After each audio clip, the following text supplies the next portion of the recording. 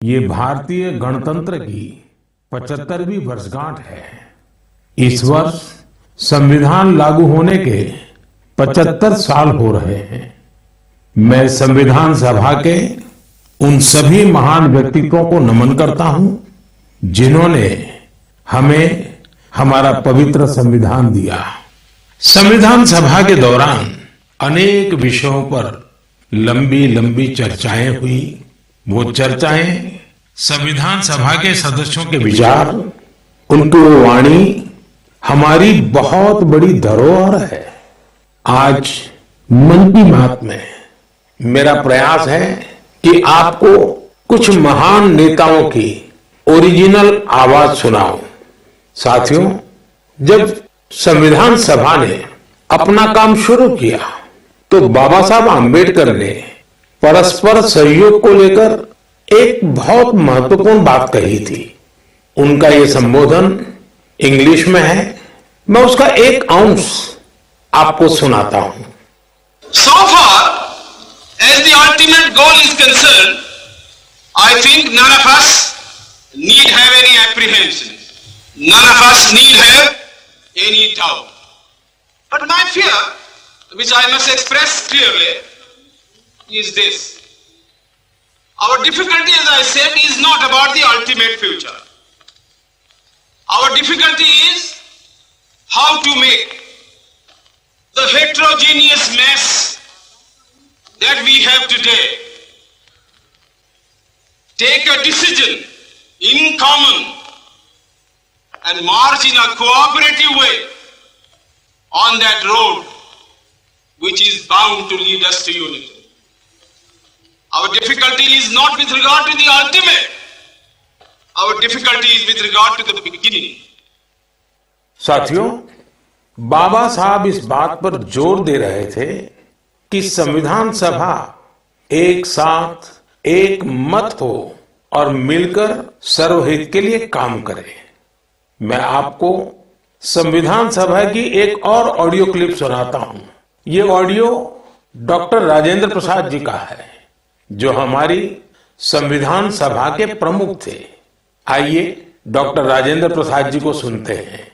हमारा इतिहास बताता है और हमारी संस्कृति सिखाती है कि हम शांति प्रिय हैं और रहें। हमारा साम्राज्य, हमारी फतेह दूसरे तरह की रही।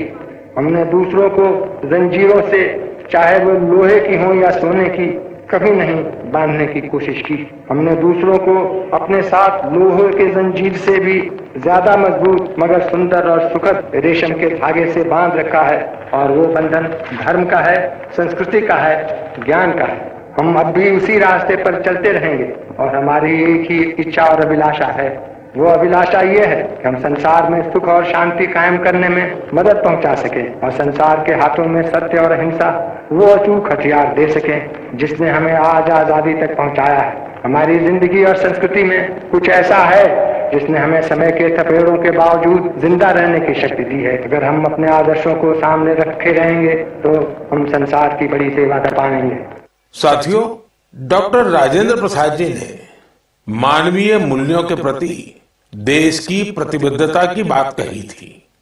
अब मैं आपको डॉक्टर श्यामा प्रसाद मुखर्जी की आवाज सुनाता हूं। उन्होंने अवसरों की समानता का विषय उठाया। डॉक्टर श्यामा प्रसाद मुखर्जी ने कहा था, I hope, sir, that we shall go ahead with our work in spite of all difficulties and thereby help to create that great India, which will be the motherland of not this community or that, not this class of it, but of every person, man, woman and child inhabiting in this great land, irrespective of race, caste, creed or community. Everyone to have an equal opportunity so that he or she can develop himself and herself according to the best talent and serve the great common motherland of their. साथियों, मुझे उम्मीद है आपको भी संविधान सभा की debate से ये ओरिजिनल ऑडियो सुनकर अच्छा लगा होगा। हम देशवासी को इन विचारों से प्रेरणा लेकर ऐसे भारत के निर्माण के लिए काम करना है जिस पर हमारे संविधान निर्माताओं को भी गर्व हो। साथियों, गणतंत्र दिवस से एक दिन पहले 25 जनवरी को नेशनल वोटर्स डे है। ये दिन इसलिए अहम है क्योंकि इस दिन भारतीय निर्वाचन आयोग की स्थापना हुई थी। इलेक्शन कमीशन, हमारे संविधान निर्माताओं ने संविधान में हमारे चुनाव आयोग को लोकतंत्र में लोगों की भागीदारी को बहुत बड़ा स्थान दिया है। देश में जब 1951-52 में पहली बार चुनाव हुए तो कुछ लोगों को संशय था कि क्या देश का लोकतंत्र जीवित रहेगा, लेकिन हमारे लोकतंत्र ने सारी आशंकाओं को गलत साबित किया। आखिर भारत मदर ऑफ डेमोक्रेसी है। बीते दशकों में भी देश का लोकतंत्र सशक्त हुआ है, समृद्ध हुआ है। मैं चुनाव आयोग का भी धन्यवाद दूंगा जिसने समय समय पर हमारी मतदान प्रक्रिया को आधुनिक बनाया है, मजबूत किया है। आयोग ने जनशक्ति को और शक्ति देने के लिए तकनीकी शक्ति का उपयोग किया। मैं चुनाव आयोग को निष्पक्ष चुनाव के उनके कमिटमेंट के लिए बधाई देता हूं। मैं देशवासियों से कहूंगा कि वो ज्यादा से ज्यादा संख्या में अपने मत के अधिकार का उपयोग करें, हमेशा करें और देश के डेमोक्रेटिक प्रोसेस का हिस्सा भी बने और इस प्रोसेस को सशक्त भी करें। मेरे प्यारे देशवासियों, प्रयागराज में महाकुंभ का श्री गणेश हो चुका है। चिरस्मरणीय जन सैलाब, अकल्पनीय दृश्य और समता समरसता का असाधारण संगम। इस बार कुंभ में कई दिव्य योग भी बन रहे हैं। कुंभ का ये उत्सव विविधता में एकता का उत्सव मनाता है। संगम की रेती पर पूरे भारत के, पूरे विश्व के लोग जुड़ते हैं। हजारों वर्षों से चली आ रही इस परंपरा में कहीं भी कोई भेदभाव नहीं, जातिवाद नहीं। इसमें भारत के दक्षिण से लोग आते हैं, भारत के पूर्व और पश्चिम से लोग आते हैं। कुंभ में गरीब अमीर सब एक हो जाते हैं। सब लोग संगम में डुबकी लगाते हैं, एक साथ भंडारों में भोजन करते हैं, प्रसाद लेते हैं। तभी तो कुंभ एकता का महाकुंभ है। कुंभ का आयोजन हमें ये भी बताता है कि कैसे हमारी परंपराएं पूरे भारत को एक सूत्र में बांधती हैं। उत्तर से दक्षिण तक मान्यताओं को मानने के तरीके एक जैसे ही है। एक तरफ प्रयागराज, उज्जैन, नासिक और हरिद्वार में कुंभ का आयोजन होता है, वैसे ही दक्षिण भूभाग में गोदावरी, कृष्णा, नर्मदा और कावेरी नदी के तटों पर पुष्करम होते हैं। ये दोनों ही पर्व हमारी पवित्र नदियों से, उनकी मान्यताओं से जुड़े हुए हैं। इसी तरह कुंभकोणम से तिरुक्कड़ियूर, कुड़वासल से तिरुचेरे अनेक ऐसे मंदिर हैं जिनकी परंपराएं कुंभ से जुड़ी हुई हैं। साथियों, इस बार आप सब ने देखा होगा कि कुंभ में युवाओं की भागीदारी बहुत व्यापक रूप में नजर आती है। और ये भी सच है कि जब युवा पीढ़ी अपनी सभ्यता के साथ गर्व के साथ जुड़ जाती है तो उसकी जड़ें और मजबूत होती है और तब उसका स्वर्णिम भविष्य भी सुनिश्चित हो जाता है। हम इस बार कुंभ के डिजिटल फुटप्रिंट्स भी इतने बड़े स्केल पर देख रहे हैं। कुंभ की ये वैश्विक लोकप्रियता हर भारतीय के लिए गर्व की बात है। साथियों, कुछ दिन पहले ही पश्चिम बंगाल में गंगा सागर मेले का भी विहंगम आयोजन हुआ है। संक्रांति के पावन अवसर पर इस मेले में पूरी दुनिया से आए लाखों श्रद्धालुओं ने डुबकी लगाई है। कुंभ, पुष्करम और गंगा सागर मेला, हमारे ये पर्व हमारे सामाजिक मेलजोल को, सद्भाव को, एकता को बढ़ाने वाले पर्व है। ये पर्व भारत के लोगों को भारत की परंपराओं से जोड़ते हैं और जैसे हमारे शास्त्रों ने संसार में धर्म, अर्थ, काम, मोक्ष चारों पर बल दिया है, वैसे ही हमारे पर्वों और परंपराएं भी आध्यात्मिक, सामाजिक, सांस्कृतिक और आर्थिक हर पक्ष को भी सशक्त करते हैं। साथियों, इस महीने हमने पौष शुक्ल द्वादशी के दिन रामलला के प्राण प्रतिष्ठा पर्व की पहली वर्षगांठ मनाई है। इस साल पौष शुक्ल द्वादशी 11 जनवरी को पड़ी थी। इस दिन लाखों राम भक्तों ने अयोध्या में रामलला के साक्षात दर्शन कर उनका आशीर्वाद दिया। प्राण प्रतिष्ठा की ये द्वादशी भारत की सांस्कृतिक चेतना की पुनः प्रतिष्ठा की द्वादशी है। इसलिए पौष शुक्ल द्वादशी का ये दिन एक तरह से प्रतिष्ठा द्वादशी का दिन भी बन गया है। हमें विकास के रास्ते पर चलते हुए ऐसे ही अपनी विरासत को भी सहेजना है, उनसे प्रेरणा लेते हुए आगे बढ़ना है। मेरे प्यारे देशवासियों, 2025 की शुरुआत में ही भारत ने अंतरिक्ष के क्षेत्र में कई ऐतिहासिक उपलब्धियां हासिल की हैं।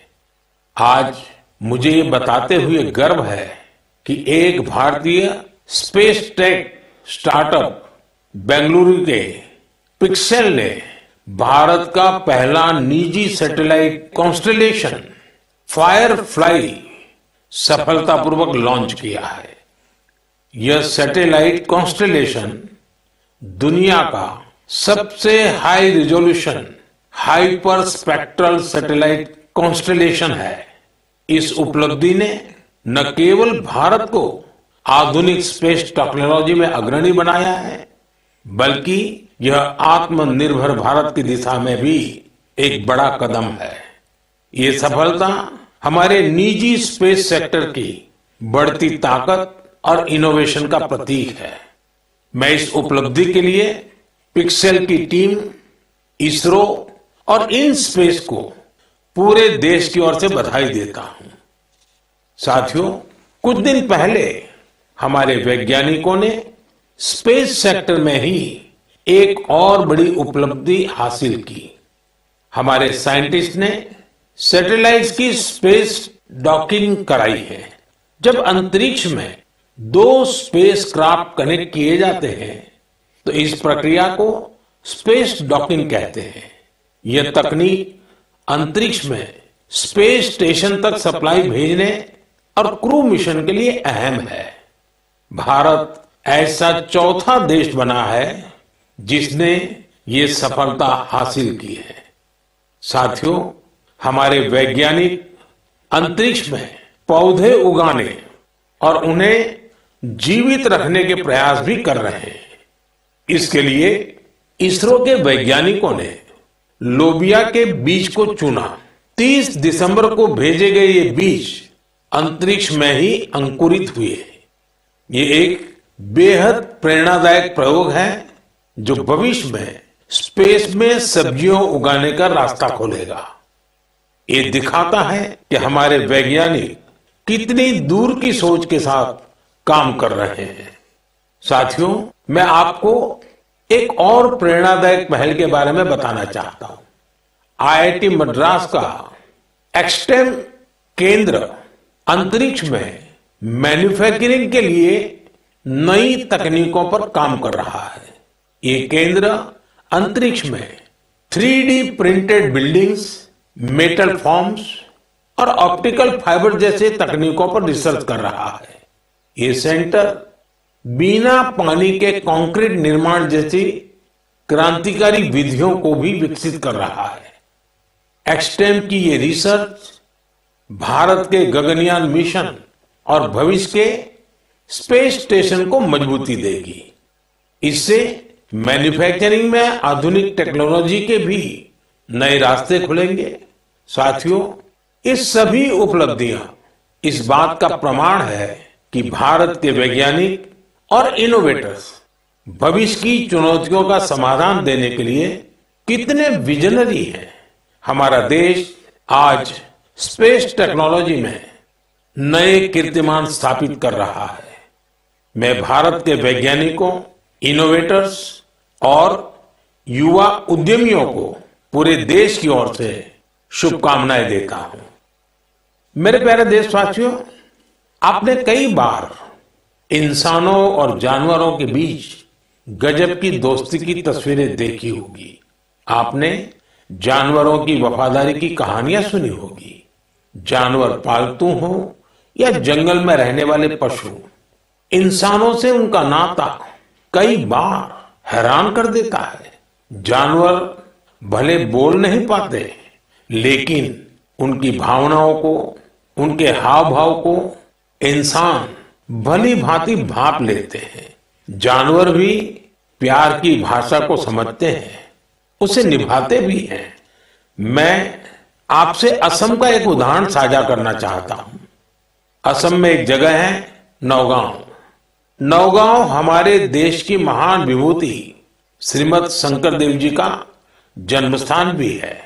यह जगह बहुत ही सुंदर है। यहाँ हाथियों का भी एक बड़ा ठिकाना है। इस क्षेत्र में कई घटनाएं देखी जा रही थी जहां हाथियों के झुंड फसलों को बर्बाद कर देते थे। किसान परेशान रहते थे, जिससे आसपास के करीब 100 गांवों के लोग बहुत परेशान थे। लेकिन गांव वाले हाथियों की भी मजबूरी समझते थे। उन्हें पता था कि हाथी भूख मिटाने के लिए खेतों का रुख कर रहे हैं, इसलिए गांव वालों ने इसका समाधान निकालने की सोची। गांव वालों की एक टीम बनी जिसका नाम था हाथी बंधु। हाथी बंधुओं ने सूझबूझ दिखाते हुए करीब 800 बीघा बंजर भूमि पर एक अनूठी कोशिश की। यहां गांव वालों ने आपस में मिलजुल कर नेपियर ग्रास लगाई। इस घास को हाथी बहुत पसंद करते हैं। इसका असर यह हुआ कि हाथियों ने खेतों की ओर जाना कम कर दिया। यह हजारों गांव वालों के लिए बहुत राहत की बात है। उनका ये प्रयास हाथियों को भी खूब भाया है। साथियों, हमारी संस्कृति और विरासत हमें आसपास के पशु पक्षियों के साथ प्यार से रहना सिखाती है। यह हम सभी के लिए बहुत खुशी की बात है कि बीते 2 महीनों में हमारे देश में 2 नए टाइगर रिजर्व्स जुड़े हैं। इनमें से एक है छत्तीसगढ़ में गुरु घासीदास तमोर पिंगला टाइगर रिजर्व और दूसरा है एमपी में रातापानी टाइगर रिजर्व। मेरे प्यारे देशवासियों, स्वामी विवेकानंद जी ने कहा था, जिस व्यक्ति में अपने आइडिया को लेकर जुनून होता है वही अपने लक्ष्य को हासिल कर पाता है। किसी आइडिया को सफल बनाने के लिए हमारा पैशन और डेडिकेशन सबसे जरूरी होता है। पूरी लगन और उत्साह से ही इनोवेशन, क्रिएटिविटी और सफलता का रास्ता अवश्य निकलता है। कुछ दिन पहले ही स्वामी विवेकानंद जी की जयंती पर मुझे विकसित भारत यंग लीडर्स डायलॉग का हिस्सा बनने का सौभाग्य मिला। यहाँ मैंने देश के कोने कोने से आए युवा साथियों के साथ अपना पूरा दिन बिताया। युवाओं ने स्टार्टअप्स, कल्चर, विमेन, यूथ और इंफ्रास्ट्रक्चर जैसे कई सेक्टर्स को लेकर अपने आइडियाज शेयर किए। यह कार्यक्रम मेरे लिए बहुत यादगार रहा।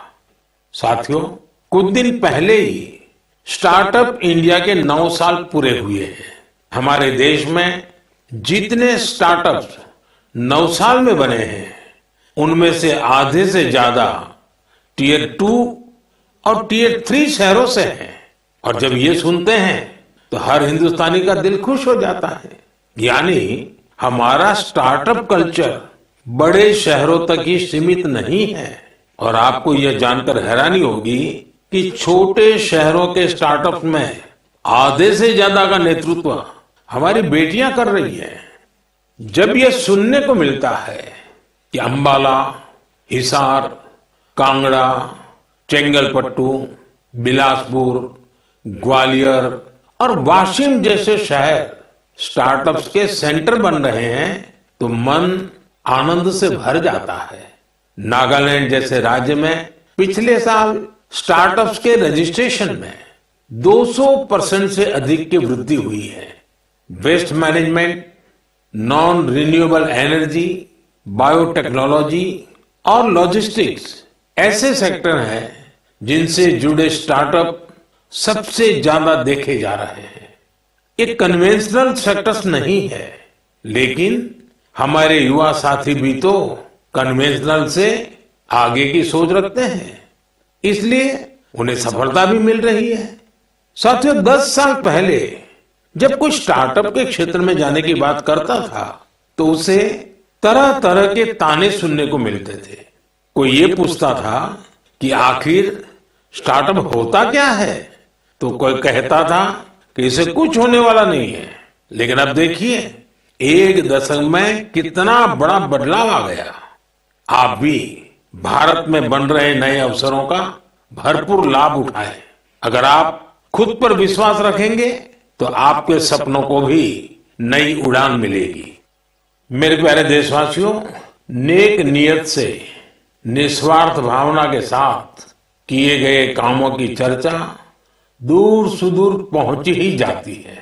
और हमारा मन की बात तो इसका बहुत बड़ा प्लेटफॉर्म है।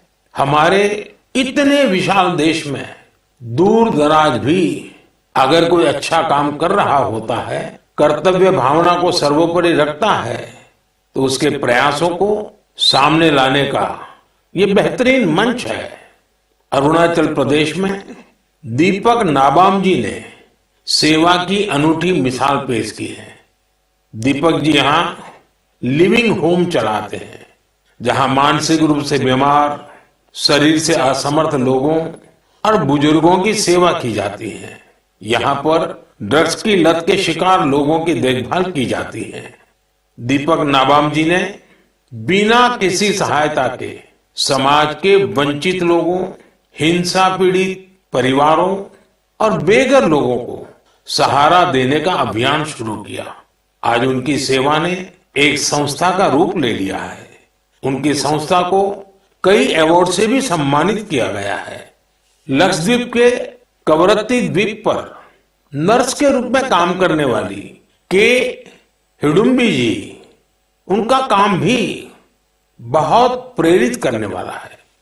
आपको ये जानकर हैरानी होगी कि वो 18 वर्ष पहले सरकारी नौकरी से रिटायर हो चुकी हैं, लेकिन आज भी उसी करुणा और स्नेह के साथ लोगों की सेवा में जुटी हैं जैसे वो पहले करती थी। लक्षद्वीप के ही केजी मोहम्मद जी के प्रयास ये भी अद्भुत है। उनकी मेहनत से मिनिकॉय द्वीप का मरीन इकोसिस्टम मजबूत हो रहा है।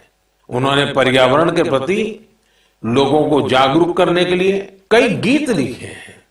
उन्हें लक्षद्वीप साहित्य कला अकादमी की तरफ से बेस्ट फोक सॉन्ग अवार्ड भी मिल चुका है। केजी मोहम्मद रिटायरमेंट के बाद वहां के म्यूजियम के साथ जुड़कर भी काम कर रहे हैं। साथियों, एक और बड़ी अच्छी खबर अंडमान और निकोबार द्वीप समूह से भी है। निकोबार जिले में वर्जिन कोकोनट ऑयल को हाल ही में जीआई टैग मिला है।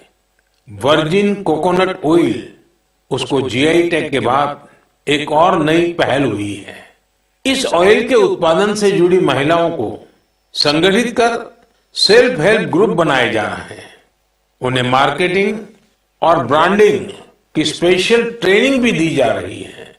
ये हमारे आदिवासी समुदायों को आर्थिक रूप से सशक्त बनाने की दिशा में एक बड़ा कदम है। मुझे विश्वास है भविष्य में निकोबार का वर्जिन कोकोनट ऑयल दुनिया भर में धूम मचाने वाला है और इसमें सबसे बड़ा योगदान अंडमान और निकोबार के महिला सेल्फ हेल्प ग्रुप का होगा। मेरे प्यारे देशवासियों, पल भर के लिए आप एक दृश्य की कल्पना कीजिए। कोलकाता में जनवरी का समय है, दूसरा विश्व युद्ध अपने चरम पर है और इधर भारत में अंग्रेजों के खिलाफ गुस्सा उफान पर है। इसकी वजह से शहर में चप्पे चप्पे पर पुलिस वालों की तैनाती है। कोलकाता के बीचों बीच एक घर के आसपास पुलिस की मौजूदगी ज्यादा चौकस है। इसी बीच लंबा ब्राउन कोट, पैंट और काली टोपी पहने हुए एक व्यक्ति रात के अंधेरे में एक बंगले से कार लेकर बाहर निकलता है। मजबूत सुरक्षा वाली कई चौकियों को पार करते हुए वो एक रेलवे स्टेशन गोमो पहुंच जाता है। ये स्टेशन अब झारखंड में है। यहां से एक ट्रेन पकड़कर वो आगे के लिए निकलता है। इसके बाद अफगानिस्तान होते हुए वो यूरोप जा पहुंचता है और यह सब अंग्रेजी हुकूमत के अभेद किलेबंदी के बावजूद होता है। साथियों, ये कहानी आपको फिल्मी सीन जैसी लगती होगी। आपको लग रहा होगा इतनी हिम्मत दिखाने वाला व्यक्ति आखिर किस मिट्टी का बना होगा। दरअसल ये व्यक्ति कोई और नहीं, हमारे देश की महान विभूति नेताजी सुभाष चंद्र बोस थे। 23 जनवरी यानी उनकी जन्म जयंती को अब हम पराक्रम दिवस के रूप में मनाते हैं। उनके शौर्य से जुड़ी इस गाथा में भी उनके पराक्रम की झलक मिलती है। कुछ साल पहले मैं उनके उसी घर में गया था जहां से वे अंग्रेजों को चकमा देकर निकले थे। उनकी वो कार अभी वहां मौजूद है। वो अनुभव मेरे लिए बहुत ही विशेष रहा। सुभाष बाबू एक विजनरी थे। साहस तो उनके स्वभाव में रचा बसा था। इतना ही नहीं, वे बहुत कुशल प्रशासक भी थे। महज 27 साल की उम्र में वो कोलकाता कॉरपोरेशन के चीफ एग्जीक्यूटिव ऑफिसर बने और उसके बाद उन्होंने मेयर की जिम्मेदारी भी संभाली। एक प्रशासक के रूप में भी उन्होंने कई बड़े काम किए। बच्चों के लिए स्कूल, गरीब बच्चों के लिए दूध का इंतजाम और स्वच्छता से जुड़े उनके प्रयासों को आज भी याद किया जाता है।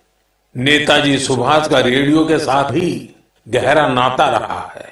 उन्होंने आजाद हिंद रेडियो की स्थापना की थी, जिस पर उन्हें सुनने के लिए लोग बड़ी बेसब्री से प्रतीक्षा करते थे। उनके संबोधनों से विदेशी शासन के खिलाफ लड़ाई को एक नई ताकत मिलती थी। आजाद हिंद रेडियो पर अंग्रेजी, हिंदी, तमिल, बांग्ला, मराठी, पंजाबी, पश्तो और उर्दू में न्यूज बुलेटिन का प्रसारण होता था। मैं नेताजी सुभाष चंद्र बोस को नमन करता हूं। देश भर के युवाओं से मेरा आग्रह है कि वे उनके बारे में अधिक से अधिक पढ़ें और उनके जीवन से निरंतर प्रेरणा लें। साथियों, मन की बात का ये कार्यक्रम हर बार मुझे राष्ट्र के सामूहिक प्रयासों से, आप सबकी सामूहिक इच्छा शक्ति से जोड़ता है। हर महीने मुझे बड़ी संख्या में आपके सुझाव, आपके विचार मिलते हैं और हर बार इन विचारों को देखकर विकसित भारत के संकल्प पर मेरा विश्वास और बढ़ता है। आप सब इसी तरह अपने अपने काम से भारत को सर्वश्रेष्ठ बनाने के लिए प्रयास करते रहें। इस बार की मन की बात में फिलहाल इतना ही। अगले महीने फिर मिलेंगे भारतवासियों की उपलब्धियां, संकल्पों और सिद्धियों की नई गाथाओं के साथ। बहुत बहुत धन्यवाद। नमस्कार।